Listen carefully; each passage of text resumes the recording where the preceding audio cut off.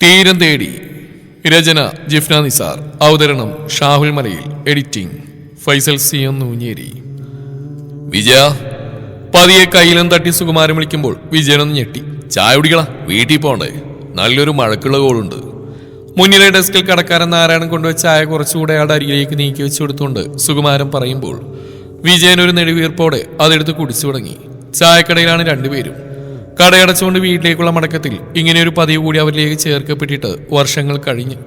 കാലം മാറിയതിന്റെ പരിഷ്കാരി നിയമങ്ങളൊന്നും എത്തി നോക്കാത്ത ആ നാട്ടിൻപുറത്തെ നന്മ നിറഞ്ഞ രണ്ട് കൂട്ടുകാർ, വിജയനും സുകുമാരനും. പിന്നെ അവിടെ ലോകമായി മാറിയൊരു വർക്ക്ഷോപ്പും. മാസങ്ങളുടെ ഇടവേളയിൽ ജനിച്ചു. ഒന്നിച്ചൊരു ഭാര്യം, കളിച്ച് രസിച്ചു, പഠിച്ചു വളർന്നു. ഒന്നിച്ചൊരു ജോലിക്ക് വേണ്ടി അധ്വാനിച്ചു. അതിലൊന്നും തട്ടിത്തടഞ്ഞു നിൽക്കാതെ ഒടുവിൽ ഒന്നിച്ചൊരു കടയിട്ട് ജീവിതത്തിൽ സന്തോഷം കണ്ടെത്തിയ ആ കൂട്ടുകാർ. ആ നാട്ടിൽ തന്നെ അവരുടെ സൗഹൃദം ഒരു അത്ഭുതമാണ്. ഇന്നോളൊരു വാക്ക് തർക്കം പോലും ഇരുവരും ഉണ്ടായിട്ടില്ല. പൊതുവെ ശാന്തരായ രണ്ട് മനുഷ്യർ. മെക്കാനിക് എഞ്ചിനീയറിംഗ് പാസ്സായ രണ്ടുപേരും ഒരുമിച്ച് തുടങ്ങിയ കട അത് ടൗണിനോട് ചേർന്നാണ്. അവർ കൈവച്ചാൽ ഏത് നിലച്ചുപോയ എഞ്ചിനും പിന്നെ ഒരു 10 കൊല്ലം കൂടി സുഖമായി പോവും. അത്രയ്ക്കുണ്ട് രണ്ടുപേർക്കും ആ മേഖലയിലെ കൈപുണ്യം. വേണമെങ്കിൽ അതിൽ അന്യായം കാണിച്ചിട്ട് അവർക്ക് കോടീശ്വരന്മാരായി മാറാൻ കഴിയുമായിരുന്നു. പക്ഷേ ന്യായം വിട്ടൊരു കളിക്കവരില്ല. എന്താ വിജയ, വയ്യ നിനക്ക്? മോഹൊക്കെ വല്ലാണ്ട്. കടക്കുള്ളിൽ തന്നെയുള്ള ആരോ ചോദിക്കുമ്പോൾ സുകുമാരൻ കൂട്ടുകാരനെ നോക്കി. ഏയ്, അങ്ങനെയൊന്നുമില്ല എന്റെ വർഗീസേ. ഓർമ്മ തന്നെ ചെറിയൊരു തലവേദനയുടെ കാര്യം അവൻ പറഞ്ഞിരുന്നു, അതുകൊണ്ടാ അല്ലേടാ. കൂട്ടുകാരന്റെ കയ്യിൽ അമർത്തി പിടിച്ചുകൊണ്ട് സുഖ അയാൾക്കുള്ള ഉത്തരം കൊടുത്തു. വിജയൻ അപ്പോഴും ഒന്നും മിണ്ടാതെ ചായ കുടിച്ച് തീർത്തു. നീ അങ്ങോട്ട് നടന്നോ വിജയ, ഞാൻ കാശ് കൊടുത്തിട്ട് വരാം. സുകുമാരൻ വല്ലാത്തൊരു തിടുക്കത്തോടെ പറയുമ്പോൾ വിജയൻ ഒന്നും മിണ്ടാതെ എഴുന്നേറ്റു. നിന്റെ മോനിപ്പോ വിളിക്കാറില്ലേ വിജയ? കൊല്ലത്രായി അവൻ ഈ നാട്ടിൽ നിന്ന് പോയിട്ട് 4 കാശ് കയ്യിൽ വന്നപ്പോ തന്തേനെയും തള്ളേനെയും പാടെ ഒഴിവാക്കി കളഞ്ഞോ ആ നന്ദിയില്ലാത്തോൻ. അങ്ങനെ അങ്ങ് വെറുതെ വിടിൽ നിന്ന പോലെ വീണ്ടും വിജയന് നേരെ ചോദ്യങ്ങളുടെ അമ്പുകൾ എഴുതി തുടങ്ങിയിരുന്നു അവിടെയുള്ളവർ. കാലുകൾ നിശ്ചലമായതുപോലെ വിജയൻ അവിടെ തന്നെ നിന്നുപോയി. വർഷങ്ങളായി കേൾക്കുന്ന ചോദ്യം തന്നെയാണ് അയാളത്. എങ്കിലും എപ്പോൾ കേട്ടാലും ആദ്യമായി കേൾക്കുന്ന പോലെ നെഞ്ചിലൊരു പിടച്ചിലാണ്.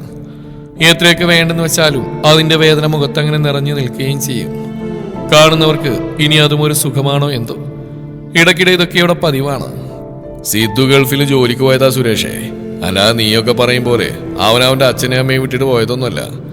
അവനെന്നും ഇവനെയും മീനാക്ഷിയും വിളിക്കാറുണ്ട്. നാക്കിനില്ലാന്ന് കരുതി എന്തും വിളിച്ചു പറയാനായപ്പോ അല്പം മുഷിച്ചിലോടെ തന്നെയാണ് സുഖ അത്രയും പറഞ്ഞത്. കാരണം കൂട്ടുകാരൻ്റെ ഉള്ളിലെ തീവ്ര ദുഃഖം അവൻ പറഞ്ഞില്ലേലും അയാൾക്ക് അറിയാൻ കഴിയുമല്ലോ. ഹൈ, അതിനിപ്പോ നീ ഇങ്ങനെ കിടന്ന് തുള്ളേണ്ട കാര്യമുണ്ടോ സുഖു? കൊല്ലത്രയാ ചക്ക നാട് വിട്ടു പോയിട്ട്. ഏത് പണിയാണെങ്കിലും 2 കൊല്ലം കൂടുമ്പോൾ ലീവ് ഇട്ടാണ്ടിരിക്കോ? ഇതിപ്പോ 5 കൊല്ലത്തിനിടെ അവനാകെ ഇങ്ങോട്ട് വന്ന് ഒരു തവണ, അതും വിജയൻ നെഞ്ചുവേദന കൂടി ഹോസ്പിറ്റലിൽ അഡ്മിറ്റ് ആയപ്പോ മാത്രം. ഞങ്ങൾക്കുണ്ട് സുഖയെ ഗൾഫിൽ പണിയുള്ള മക്കള്. അപ്പൊ പിന്നെ ഇങ്ങനെയൊക്കെ കാണുമ്പോ ആരായാലും ചോദിച്ചു പോകും. അതിന് നീ ഇങ്ങനെ ഒച്ച വെച്ചിട്ട് എന്താ കാര്യം? ചോദ്യം ചോദിച്ച ആളുടെ ന്യായം. ഇനി ആ വാക്ക് ഏറ്റുപിടിച്ചുകൊണ്ട് ആ സംസാരം നീട്ടിക്കൊണ്ടുപോയിട്ട് പ്രശ്നമാക്കിയിട്ട് നിർത്തിക്കൊണ്ടാണ് സുഖ കാശും കൊടുത്തത്. നാരായണൻ നീട്ടിയ പതിവ് പാഴ്സൽ പൊതിയും എടുത്തുകൊണ്ട് പിന്നീട് അവിടെ നിൽക്കാതെ തിരിഞ്ഞടന്ന് അയാൾ പുറത്തേക്ക് ചെല്ലുമ്പോൾ വിജയൻ അവരുടെ ബൈക്കിൽ ഇരിക്കുന്നുണ്ട്. രണ്ടുപേർക്കും സ്വന്തമായി ഓരോ ബൈക്കുണ്ട്. എന്നാലും ഒന്നിച്ചാണ് കടയിലേക്കുള്ള പോക്കും വരവും ഒക്കെ. സുഖമൊന്നും മിണ്ടാച്ചെന്ന് അയാൾക്ക് പുറകിൽ കയറിയതും വിജയൻ വണ്ടിയെടുത്തു. ഒരക്ഷരം മിണ്ടാതെ വിജയൻ ആ ബൈക്ക് സാവധാനം ഓടിച്ചു. സുഖം അയാളോടൊന്നും ചോദിച്ചില്ല. അയാൾ പ്രതീക്ഷിച്ച പോലെ തന്നെ വീട്ടിലേക്കുള്ള വഴിയിലേക്ക് തിരിയാതെ വിജയൻ നേരെ വണ്ടി ഓടിച്ചത് സ്ഥിരമായി ഒഴിവുള്ള സമയം അവർ ഇരിക്കാറുള്ള മുളങ്കാടിന്റെ അടുത്തുള്ള കലിങ്ങിലേക്ക് തന്നെയാണ്. കാർമേഘം മൂടിക്കെട്ടിയ പോലെ ഉച്ചക്ക് സിദ്ധുവിന്റെ കോൾ വന്നതിന് ശേഷം വിജയനെ കണ്ടപ്പോൾ മുതൽ ഇതെല്ലാം സുഖു പ്രതീക്ഷിക്കുന്നുണ്ടായിരുന്നു. ഇനി പറയ്, അവനെന്താ വിളിച്ചു പറഞ്ഞു? ബൈക്ക് സ്റ്റാൻഡിലിട്ട് ഇറങ്ങി ആ സിമെന്റ് തറയിലേക്കിരുന്ന വിജയനെ നോക്കി ബൈക്കിൽ ചാരിന്നുകൊണ്ട് സുഖു ചോദിച്ചു. അവന്റെ കല്യാണാണെന്ന്. നന്നേ പതിഞ്ഞു പോയിരുന്ന വിജയന്റെ ശബ്ദം അപ്പോൾ. അതിലൊരു കണ്ണീർ കടൽ ആർത്തിരമ്പി വരുന്നതിനെ അയാൾ കഷ്ടപ്പെട്ടുകൊണ്ടാണ് അടക്കി പിടിക്കുന്നതെന്ന് അത് കേൾക്കുന്ന ആർക്കും മനസ്സിലാവും. അത്രക്കുണ്ട് ആ കണ്ണിലെ സങ്കടം, ചുണ്ടിലെ ചിരിയിൽ അലിഞ്ഞു കിടക്കുന്ന വിഷാദം. കല്യാണോ? സുഖു അന്താളിച്ചു. വിജയൻ അതേന്ന് മൂളി. അയാൾ അപ്പോഴും മുഖം കുനിച്ചുകൊണ്ടാണ്. എന്നിട്ട് നീ എന്തു പറഞ്ഞു? സുഖു വിജയനെ നോക്കി. വല്ലാത്തൊരു ദേഷ്യം കലർന്നിരുന്നു സുഖുവിന്റെ സ്വരത്തിൽ. ഞാൻ എന്തു പറയാനാടാ സുഖു? വിജയനും ചിരിച്ചു. നോവടക്കി പിടിച്ചുകൊണ്ടുള്ള ആ ചിരി സുഖുവിന്റെ നെഞ്ചിൽ കൂടി ആ വേദന പകുത്തു വാങ്ങി. അയാളുടെ മുഖം വല്ലാതെ കടുത്തുപോയി. അവന്റെ തന്തയല്ലേ വിജയ നീ? നിന്റെ ഒരേ ഒരു മകനല്ലേ സിദ്ധാർത്ഥ്? എന്നിട്ടും നിനക്ക് അവനോടൊന്നും പറയാനില്ലേ? സുഖു കിതപ്പോടെ ചോദിച്ചു. വിജയനൊന്നും മിണ്ടാതെ അയാളെ നോക്കാതെ അങ്ങനെ തന്നെ ഇരുന്നു. കാര്യം അവനിപ്പോ വലിയ കൊമ്പത്തെ ഓഫീസർ തന്നെയാവും. ലക്ഷങ്ങളോ അതിനേക്കാൾ മുകളിലോ ശമ്പളം വാങ്ങിക്കുന്നുണ്ടാവും എന്നും കരുതി അവൻ വിജയന്റെ മാനല്ലാതാവുന്നില്ലല്ലോ. പൊട്ടിമുളച്ചപ്പോ തൊട്ട് അവൻ ആ നിലയിലും അല്ലല്ലോ. അതിനൊക്കെ പിറകിൽ അവന്റെ അച്ഛനായ നീ തന്നെയാണെന്ന് മനസ്സിലാക്കിയെടുക്കാൻ പറ്റാതെ പൊട്ടനൊന്നുമല്ലല്ലോ. അവന്റെ ആ ആഗ്രഹം നടത്താൻ നീയല്ലേ ചോര നീരാക്കി കാശുണ്ടാക്കി കൊടുത്ത് അവന്റെ ആഗ്രഹം പോലെ വിദേശത്ത് പഠിക്കാൻ ലക്ഷങ്ങൾ ചെലവാക്കി പറഞ്ഞുവിട്ട്. അതും നിനക്ക് ഒട്ടും ഇഷ്ടമല്ലായിരുന്നു അവനെ പറഞ്ഞുവിടാൻ. എന്നിട്ട് നീ അവന്റെ ഇഷ്ടമല്ലേ നോക്കിയത്. പഠനം കഴിഞ്ഞ് തിരികെ വരുമെന്ന് കരുതി. എന്നാലോ അതും ഉണ്ടായില്ല. അവനവിടെ ജോലിയായപ്പോഴും അതാണ് അവന്റെ ഇഷ്ടം എന്ന് പറഞ്ഞുകൊണ്ട് നീ അതിനും തടഞ്ഞില്ല. നീ നിന്റെ ആഗ്രഹങ്ങളൊന്നും അവനോട് പറഞ്ഞില്ല. എല്ലാം അവന്റെ സന്തോഷത്തിന് വേണ്ടി മാറ്റിവെച്ചു. എന്നിട്ടിപ്പോ അവന്റെ കല്യാണാണ് പോലും. ഇങ്ങനെയൊക്കെ സ്വന്തം അച്ഛനോട് വിളിച്ചു പറയാൻ മാത്രം മനക്കെട്ടി ഉണ്ടായോ വിജയ നമ്മുടെ സിദ്ധുമോന്? അത്രക്കൊക്കെ മാറിപ്പോയോ അവൻ? ഇനി ഈ നാട്ടുകാർ ചിലര് പറയും പോലെ അത്രയും മനസാക്ഷി ഇല്ലാതായി പോയോ അവന്? ദേഷ്യത്തോടെ പറഞ്ഞു വന്നിട്ട് ഒടുവിൽ വല്ലാത്തൊരു നോവോടെയാണ് സുഖു അത് പറഞ്ഞു നിർത്തിയത്. കാരണം കൂട്ടുകാരന്റെ മകനല്ല, അയാൾക്ക് കൂടി മകനാണ് സിദ്ധു. അവനിനി ആ ബന്ധം എങ്ങനെയായിരുന്നാലും മനസ്സുണ്ടയാൾ അവൻ അങ്ങനെ കരുതിയുള്ളൂ. എനിക്കറിയില്ല സുഖു, ഞാനിത് എങ്ങനെ എൻ്റെ മീനുവിനോട് പറയടാ. ഇതല്ലെങ്കിൽ നാളെ അവിടെയുള്ള എല്ലാം വിട്ട് മകൻ എന്നേക്കുമായിട്ട് ഇങ്ങോട്ട് തിരികെ വരുന്ന പ്രതീക്ഷിച്ചിരിക്കുന്ന ആ പാവത്തിനെ ഞാൻ എന്ത് പറഞ്ഞ് സമാധാനിപ്പിക്കടാ. അതോർക്കുമ്പോൾ എനിക്ക് സഹിക്കാൻ പറ്റുന്നില്ലടാ. വിജയൻ നെഞ്ചിലൊന്ന് തിരുമ്മി. സുഖ ഒരു നിമിഷം അയാളെ നിസ്സഹായനായി നോക്കിയിരുന്നു പോയി. അയാൾക്ക് എന്ത് പറയണമെന്ന് അറിയില്ലായിരുന്നു. അത്രയും വലിയൊരു പ്രതിസന്ധി തന്നെയാണ് മുന്നിലുള്ളത്. നീ വെറുതെ ആവശ്യമില്ലാത്തൊന്ന് ഓർത്തിട്ട് അസുഖമൊന്ന് വരുത്തിയൊക്കെ വിജയ.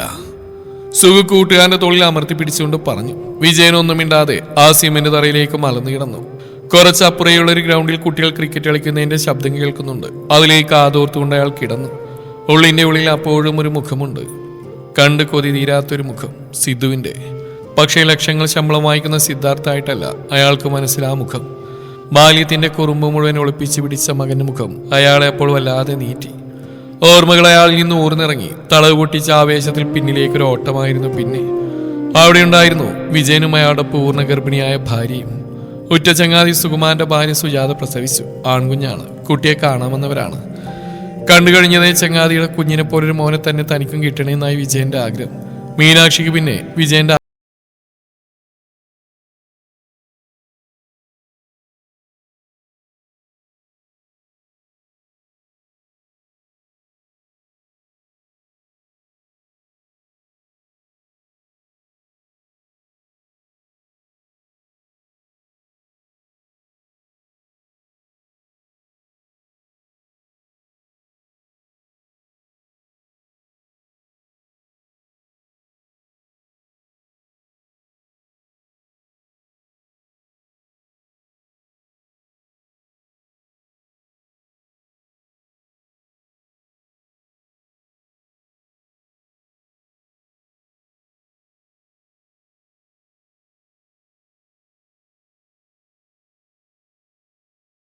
അതുവരെയും അങ്ങനെയൊന്നും പറഞ്ഞു കേൾക്കാത്തവനാണ്.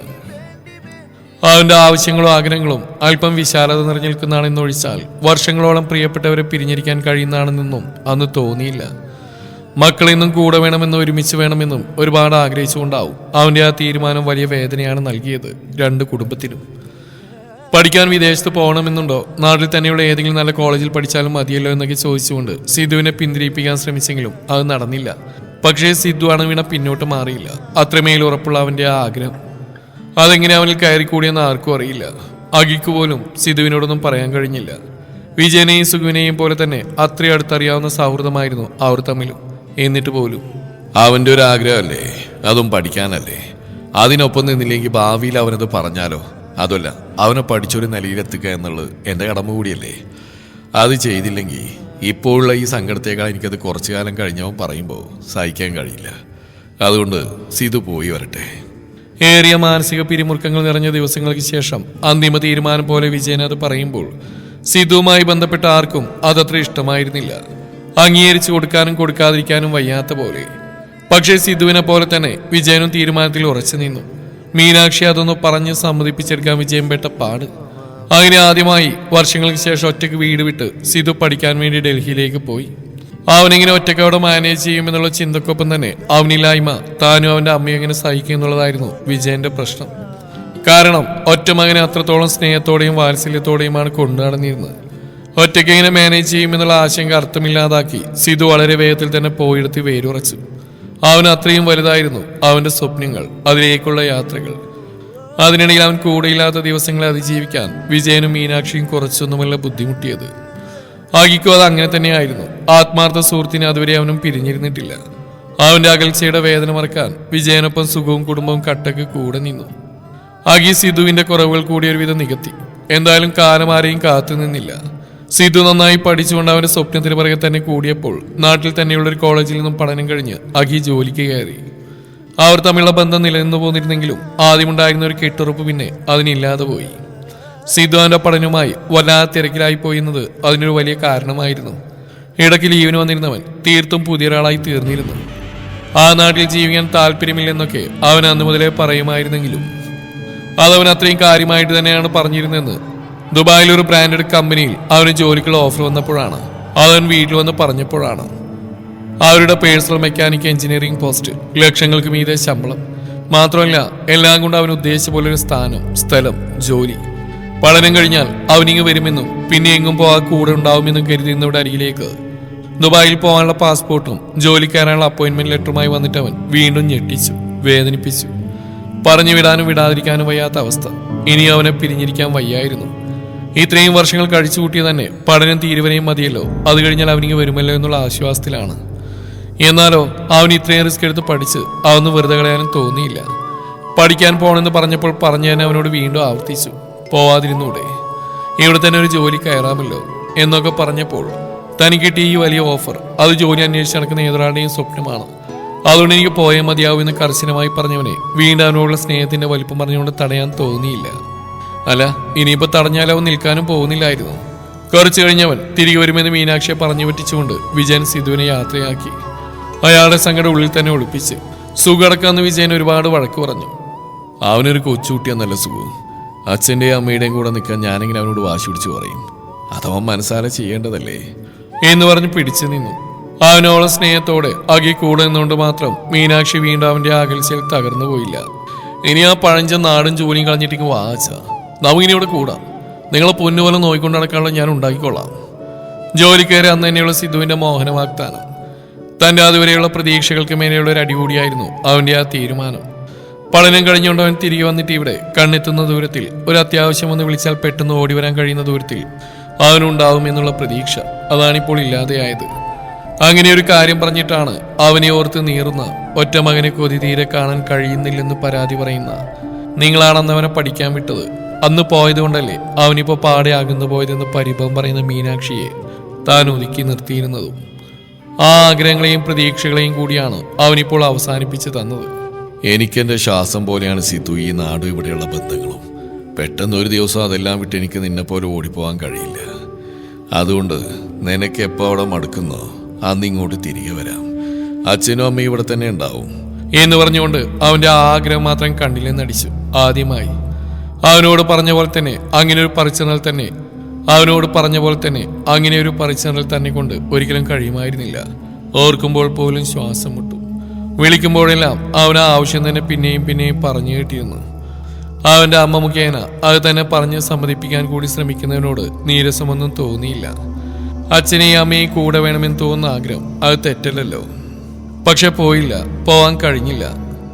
നാട് വിട്ട്, വീട് വിട്ട്, സുഖുവിനെ അവന്റെ കുടുംബത്തെയും വിട്ട്, പ്രിയപ്പെട്ട കുറെ ഇടങ്ങൾ വിട്ടുകൊണ്ടിങ്ങനെ പോവും. താൻ പറയുന്നതിനപ്പുറം വേറെ ഒന്നുമില്ലാത്ത മീനാക്ഷിക്കും മകനോടുമുള്ള സ്നേഹം അത് അതിനേക്കാൾ അല്പം കൂടി തീവ്രമായി തന്നോടും ഉണ്ടായിരുന്നു. അതുകൊണ്ട് തന്നെ അങ്ങോട്ട് പോകണമെന്നോ അവനൊപ്പം കഴിയണമെന്നോ അവൾക്കും തോന്നിയില്ല. പകരം അവൻ തിരികെ വരുന്ന കാത്തിരുന്നു. കാത്തിരിപ്പ് പിന്നെയും വർഷങ്ങൾ നീണ്ടു. അതിനിടയിൽ ഒരുപാട് ആഘോഷങ്ങൾ വന്നുപോയി. അപ്പോഴൊന്നും സിധു വന്നില്ല. വിളിക്കുമ്പോൾ വരുന്നില്ലേ എന്ന് ചോദിച്ചാൽ നിങ്ങൾ ഇങ്ങോട്ട് വാ, എനിക്കവിടെ നിന്നപ്പോൾ മാറിക്കാൻ പറ്റില്ലെന്ന് പറയുന്നവൻ. ക്രമേണ അവന്റെ അകൽച്ച അത് അംഗീകരിക്കാൻ പഠിച്ചു. താനോ മീനാക്ഷിയോ ആഗ്രഹിക്കുന്ന പോലെ അവനിനി തിരികെ വരില്ലെന്നും വന്നിട്ട് ഒരുമിച്ചൊരു ജീവിതം ഉണ്ടാവില്ലെന്നൊക്കെ മനസ്സിൽ തോന്നി തുടങ്ങിയിട്ട് കുറച്ച് നാളുകളായിരുന്നു. സിധു ചെയ്തേണ്ട പലതും അഖി ചെയ്തു തന്നുകൊണ്ട് കൂടെയുണ്ട്. സ്വന്തം മാതാപിതാക്കളെ പോലെ തന്നെയാണ് ആ മക്കൾക്ക് താനും മീനാക്ഷിയും. ഒറ്റപ്പെടലിന്റെ ആഴക്കടലിൽ തനിക്കും മീനാക്ഷിക്കും അവരായിരുന്നു പിന്നെ ഒരേ ഒരു ആശ്വാസം. വർദ്ധിച്ചു വരുന്ന പ്രായവും അതിന്റെ പിറകിലുള്ള അസുഖങ്ങളും. അച്ഛനെങ്കിൽ വീട്ടിലടങ്ങിയിരുന്നൂടെ, നിങ്ങൾക്ക് എത്ര പണം വേണം ഞാൻ അയച്ചുതരുമല്ലോ എന്ന് പറഞ്ഞുകൊണ്ട് സിധു ദേഷ്യപ്പെടുമ്പോൾ തിരിച്ചൊന്നും പറയാറില്ല. കൂടുതൽ അസുഖം എൻ്റെ മനസ്സിനാണ്, നിന്നെ കൊണ്ട് മാത്രം ചികിത്സ നൽകാൻ കഴിയുന്ന ഒന്ന്. ആ സാന്നിധ്യം എന്ന മരുന്ന് തരാത്ത നീ ഇനി എനിക്കൊന്നും തരണമെന്നില്ല എന്നൊക്കെ ഹൃദയം കൊണ്ട് അവനോട് പറഞ്ഞ് പരിഭവിക്കും. അതിൽ കൂടുതൽ പറഞ്ഞിട്ട് അവനെ വേദനിപ്പിക്കാൻ തോന്നിയില്ല. അത്രമാത്രം അവൻ നാട്ടിലേക്ക് തിരികെ വരണമെന്നുണ്ട്. പക്ഷെ അതിന് നിർബന്ധം പിടിക്കാനും വയ്യല്ലോ. ഇപ്പോഴും വർക്ക്ഷോപ്പിൽ പോകുന്നതുകൊണ്ട് തനിക്കത് അത്രയും കാര്യമായി ബാധിക്കില്ല. പക്ഷെ മീനാക്ഷിയുടെ കാര്യമായിരുന്നു കഷ്ടം. അവനെ ഒരു നോക്ക് കാണാതെ ഞാൻ മരിക്കേണ്ടി വരുമോ വിജയേട്ട എന്നവൾ പലവട്ടം ചോദിച്ച് കരഞ്ഞിട്ടുണ്ട്. അന്ന് അവളെ ശാസിച്ചെങ്കിലും മനസ്സിലൊരു വേവലാതി നിറയുന്നുണ്ട് മകനെ ഓർക്കുമ്പോൾ. അവളുടെ ആ ഭയം അതുപോലെ നടന്നേക്കുമെന്ന് ഹൃദയം മുന്നറിയിപ്പ് തരുന്ന പോലെ ഒരു വേവലാതി. കാരണം അവന് തിരിച്ചുവരവിനായുള്ള കാത്തിരിപ്പ് വർഷങ്ങൾ നീണ്ടുപോയിരിക്കുന്നു. 5 വർഷങ്ങൾക്കിടയിൽ അവൻ അയച്ചു തന്ന ലക്ഷങ്ങൾ അതുപോലെ തന്നെ ബാങ്കിൽ കിടപ്പുണ്ട്. ഈ കാലത്തിനിടെ ഒരിക്കൽ മാത്രം നാട്ടിൽ വന്നിട്ട് പോയവന്റെ അന്നത്തെ അസഹിഷ്ണുത അത് മനസ്സിലാവും. അവൻ ഈ നാട്ടിൻ പുറത്തെ ജീവിതം അങ്ങേയറ്റം ദുസ്സഹമായിരിക്കുന്നു. അതിന്റെ തെളിവുകൾ ഒരാഴ്ച നിന്നിട്ട് തിരികെ പോകും വരെയും അവന്റെ മുഖത്തങ്ങനെ നിറഞ്ഞു നിൽക്കുന്നുണ്ട്. 4ഓ 5ഓ ദിവസം കടിച്ചു പിടിച്ചവിടെ നിന്നിട്ട് തിരിച്ചു പോകുമ്പോഴും കൂടെ ചെല്ലാൻ അവൻ ഒരുപാട് നിർബന്ധം പിടിച്ചു. നിനക്ക് ഈ നാട്ടിൽ നിൽക്കാൻ വയ്യുന്ന പോലെ തന്നെയാണ് സീതു. അച്ഛന് നീ പറയുന്നിടത്തേക്ക് നിന്റെ കൂടെ വരാനും. അതുകൊണ്ട് നീ വിളിക്കരുത്. കൂടെ വരാൻ എന്നെ കൊണ്ട് പറ്റില്ല. എനിക്ക് ഇവിടെ തന്നെ വീണ് മരിക്കണമെന്ന ആഗ്രഹം. അന്നത് അവനോട് പറയുമ്പോൾ ഇതുപോലുള്ള ചീപ്പ് സെന്റിമെന്റൽ കൊണ്ടൊന്നും കാര്യമില്ല അച്ഛാ, നിങ്ങൾ പ്രാക്ടിക്കലായിട്ടൊന്ന് ചിന്തിക്കുക എന്ന് പറഞ്ഞവൻ തങ്ങളിൽ നിന്ന് ഒരുപാട് അകന്നു പോയിരിക്കുന്നു എന്ന് മനസ്സിലായി.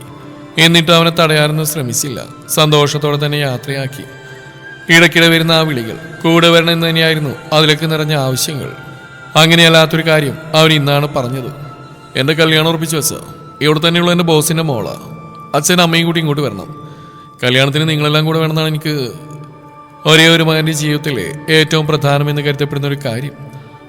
ഒരുപാട് കാര്യങ്ങൾക്കും ആലോചനകൾക്കും ശേഷം മാത്രമാണല്ലോ ഏതൊരു ബന്ധവും കല്യാണം എന്നതിൽ എത്തി നിൽക്കുക. അതിലൊന്നുപോലും അച്ഛനെയും അമ്മയും അറിയിക്കാതെ അവരുടെ സാന്നിധ്യമില്ലാതെ ചെയ്തു കഴിഞ്ഞിട്ട് ഏറ്റവും അവസാനം കല്യാണത്തിന് വരണമെന്ന് ഒരു നിമിഷം കേട്ടത് വിശ്വസിക്കാൻ പോലും കഴിഞ്ഞില്ല. ഞാനിപ്പോ എന്ത് പറയും സീതു? വീട്ടിലെത്തിയിട്ട് അമ്മയോടൊന്ന് പറയട്ടെ, എന്നിട്ട് ഉത്തരം പറഞ്ഞേക്കാം. പിന്നെ അമ്മയോട് നീ ഇത് പെട്ടെന്ന് പറയണ്ട, ഞാൻ പറഞ്ഞോളാം എന്നും പറഞ്ഞുകൊണ്ട് ആ കോള് കട്ട് ചെയ്തു.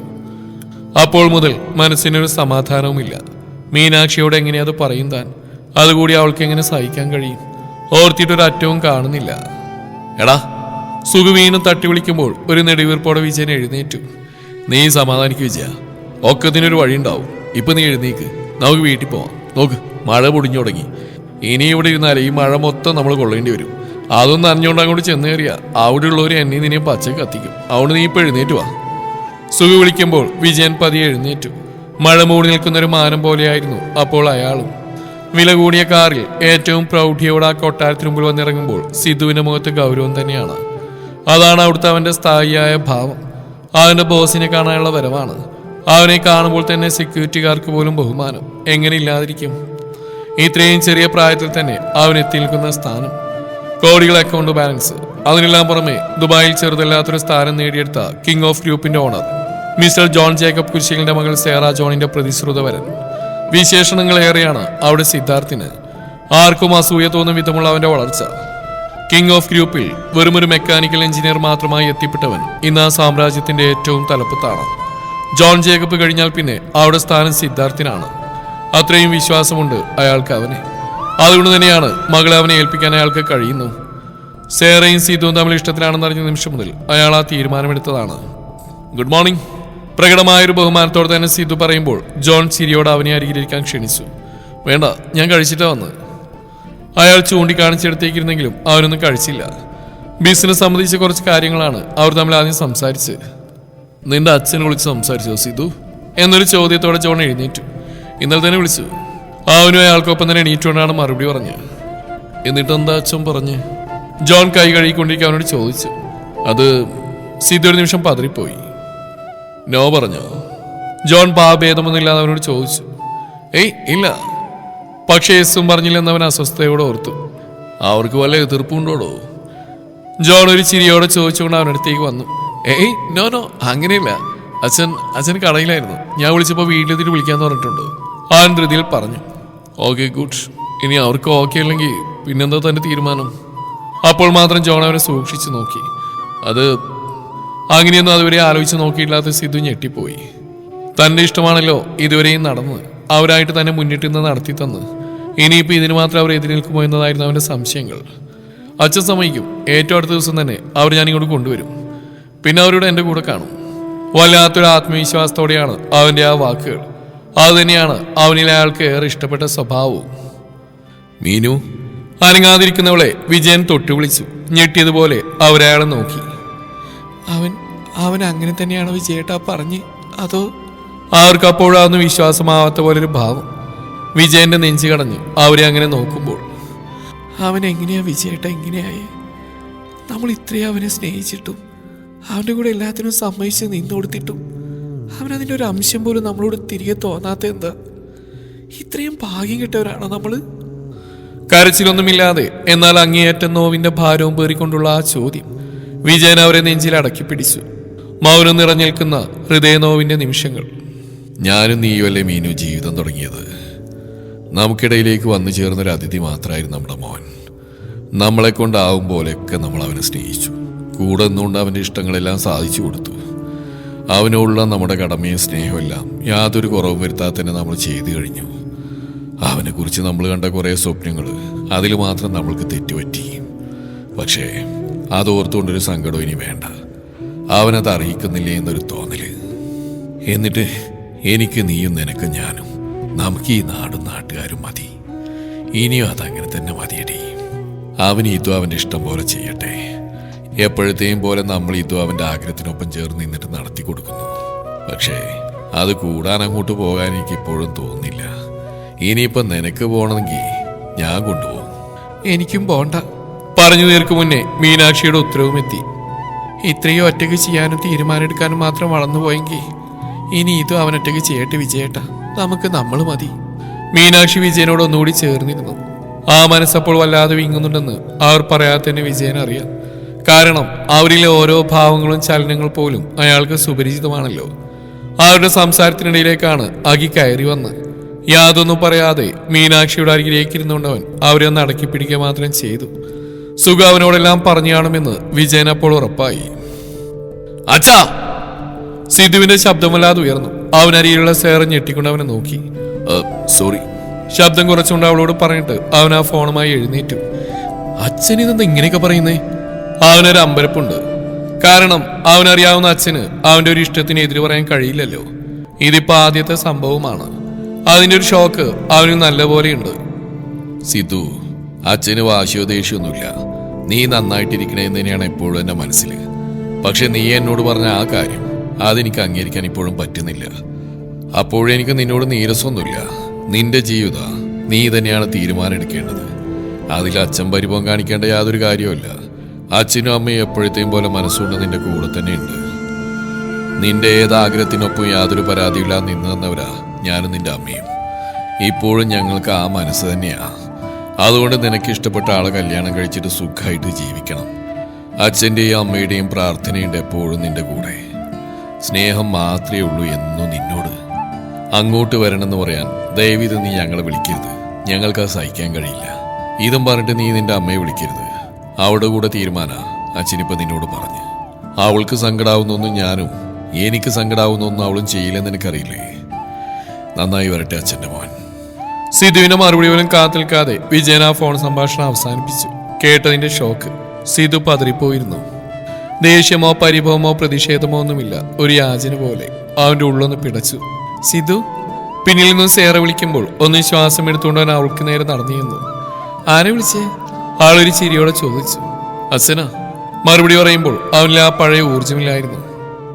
എന്തു പറഞ്ഞു? അവരെന്നാ വരുന്നേ? ഇനിയിപ്പോ 2 ദിവസം കൂടിയല്ലേ ഉള്ളൂ നമ്മുടെ കല്യാണത്തിന്. വല്ലാത്തൊരു ആവേശത്തിൽ സേറ ചോദിച്ചു. പ്രണയം സ്വന്തമാക്കാൻ പോകുന്ന എല്ലാ ധൃതിയും സന്തോഷം അവളിലുണ്ട്. അതുവരെയും അവളോളം തന്നെ അത് അവനിലും ഉണ്ടായിരുന്നു. പക്ഷേ ഇപ്പോൾ ഹൃദയം ഒരു ഭാരം പേറുന്നുണ്ട്. അനാവശ്യമായി എന്തോ ഒരു ഭയമായിരുന്നു ഉള്ളിൽ നിറഞ്ഞു നിൽക്കുന്നത്. അത്ര നേരം ഉണ്ടായിരുന്ന സന്തോഷവും ആത്മവിശ്വാസമൊക്കെ എങ്ങോട്ടോ പോയി മറിഞ്ഞിരുന്നു. എന്താ സിധു, എന്തെങ്കിലും പ്രശ്നമുണ്ടോ? സേറ അവന്റെ മുഖം കണ്ടിട്ട് ഒരു ആശങ്കയോടെ ചോദിച്ചു. ഏയ് നോ, നത്തിങ്. അവൻ മുന്നിലുള്ള ഗ്ലാസ്സിലെ വെള്ളമെടുത്ത് കുടിച്ചു. അച്ഛനെന്ത് പറഞ്ഞു? സേറ വീണ്ടും അത് തന്നെ ചോദിച്ചു. അച്ഛനും അമ്മയും വരുന്നില്ലെന്ന്. വല്ലാതെ തണുത്തു പോയിരുന്ന അവന്റെ സ്വരം. വാട്ട്? വരുന്നില്ലെന്നോ? അതെന്താ സിധു അങ്ങനെ? അവരുടെ ഒറ്റ മോനല്ലേ നീ? നിന്റെ ലൈഫിൽ ഇത്ര ഇമ്പോർട്ടൻ്റ് ആയിട്ടുള്ള കാര്യത്തിന് അവർ വിളിച്ചിട്ടും വരുന്നില്ലെന്നോ? ഇങ്ങനെയാണോ പറയേണ്ടത്? സേറയുടെ മുഖം ചുവന്നു. ആൾക്കതൊട്ടും അംഗീകരിച്ചു കൊടുക്കാൻ പറ്റില്ലെന്നൊരു അസഹിഷ്ണുത നിറഞ്ഞു നിൽക്കുന്ന മുഖം. അച്ഛൻ അങ്ങനെ ഒരുപാട് നിബന്ധനയുള്ള ആളാണ് സേറ. ഞാനൊന്നുകൂടി പറഞ്ഞു നോക്കാം. ഇനിയിപ്പോൾ അച്ഛനും അമ്മയും വന്നാലും ഇല്ലേലും നമ്മുടെ കല്യാണം ഫിക്സ് ചെയ്താൽ തന്നെ നടക്കും. Don't worry. വല്ലാത്തൊരു കടുപ്പത്തോടെ അതും പറഞ്ഞുകൊണ്ട് അവൻ എഴുന്നേറ്റു. അവന് പുറകെ അവളും. നന്നായി, അത് തന്നെ വേണ്ടതും. ഇത്രയൊക്കെ അവൻ ഒറ്റയ്ക്ക് ചെയ്തില്ലേ, ഇതിനും അവൻ ഒറ്റയ്ക്ക് മതി. വല്ലാത്തൊരു ദേഷ്യത്തോടെ സുഖ കൂട്ടുകാരനെ ചേർത്ത് പിടിച്ചു. ഒരുപാടൊന്നും ഇല്ലേലും അവനെക്കുറിച്ചും അവൻ്റെ ലൈഫിനെ കുറിച്ചൊക്കെ കുറച്ചൊക്കെ സ്വപ്നം എനിക്കുണ്ടായിരുന്നു സുഖു. ഇന്നൊരു ദിവസത്തോടെ അത് അവസാനിച്ചു പോവാ. വിജയനൊരു നെടുവീർപ്പോടെ പറഞ്ഞു. സുഖം ഒന്നും മിണ്ടാതെ അയാൾക്ക് കൂട്ടിയിരുന്നു. ഏതോ ഒരു നാട്ടില് ഏതോ ഒരു പെൺകുട്ടിയായിട്ട് നാളെ എൻ്റെ മോൻ്റെ വിവാഹമാണെന്ന് എനിക്കതങ്ങോട്ട് ഇപ്പോഴും ചിന്തിക്കാനും വിശ്വസിക്കാനും പറ്റുന്നില്ലടോ. ഈ മുറ്റത്ത് തന്നെ വലിയൊരു പന്തലൊക്കെ ഇട്ട് നമ്മുടെ നാട്ടുകാരെ മുഴുവൻ വിളിച്ചു കൂട്ടി. അങ്ങനെ ഒരു സ്വപ്നമൊക്കെ ഉണ്ടായിരുന്നു, നടന്നില്ല. അതൊന്നും ഇനി നടക്കുകയില്ല. നിരാശയുടെ വലിയൊരു ശ്വാസമെടുപ്പ്. വിജയൻ മുഖം കുനിച്ചിരുന്നു. എനിക്കിപ്പോൾ ഭയാണ് സുഖു. ഞാനെങ്ങാനും ഇല്ലാണ്ടായ എൻ്റെ മീനുവിന് വേറെ ആരാടാ? 18 വയസ്സിൽ എൻ്റെ കൈ പിടിച്ച് ഇറങ്ങിപ്പോന്നേ പിന്നെ വെറുതെ കൂടി ആ കണ്ണൊന്നും നിറച്ചിട്ടില്ല ഞാൻ. പക്ഷേ എൻ്റെ മകൻ അന്ന് ഇന്നും അവളെ വേദനിപ്പിക്കുക, കരയിപ്പിക്കുക, അതിനൊന്നും ചെയ്യാൻ കഴിയാ ഞാനും. ഇന്നിപ്പോൾ എനിക്കറിയാം, ആ മനസ്സ് വിണ്ടുകയറി പൊട്ടിയിട്ട് കൂടി എനിക്ക് വേണ്ടി, എനിക്ക് സങ്കടാവാതിരിക്കാൻ വേണ്ടി അതെല്ലാം സഹിക്കുക എൻ്റെ മീനു. പെട്ടെന്ന് എനിക്ക് എന്തെങ്കിലും പറ്റിയ അവൾക്കാരും ഇല്ലാണ്ടായി പോവേണ. അവള് നൊന്തുവറ്റ അവിടെ മോൻ പോലും. വിജയനൊന്ന് പൊളഞ്ഞു. ഡാ വിജയ. വിയർത്തുളിച്ചു തുടങ്ങിയ കൂട്ടുകാരെ നോക്കുമ്പോൾ സുഖുവിന്റെ ഉള്ളിലൊരു മിന്നൽ പാഞ്ഞു. സഹിക്കാൻ പറ്റാത്ത വേദന സഹിക്കും പോലെ വിജയന്റെ മുഖം ചുളിയുന്നു. കൈകൊണ്ട് അയാൾ ഇടനെഞ്ച് പൊത്തിപ്പിടിച്ചുകൊണ്ട് സുഖുവിനെ നോക്കിയ ആ നോട്ടം. അതോടെ ഉള്ളിലെ നടുക്കം പൂർത്തിയായ പോലെ സുഖു പിടഞ്ഞെഴുന്നേറ്റു. അപ്പോഴേക്കും ബോധം പറഞ്ഞുകൊണ്ട് വിജയൻ ആ വെറുനിലത്തേക്ക് കുഴഞ്ഞു വീണ് കഴിഞ്ഞു. ഈറനുടുത്ത് അതിനേക്കാൾ നനഞ്ഞു തോന്നുന്ന കണ്ണുകളുമായി നിന്നിട്ടും ആർക്കും തന്നെ സിദ്ധുവിനോടൊരു അലിവും തോന്നിയില്ല. കാത്തിരുന്ന് മോഹിച്ചു കിട്ടിയ മകനെ കണ്ണു നിറച്ചൊന്ന് കാണാൻ കൂടി കഴിയാത്ത വിങ്ങലോടെ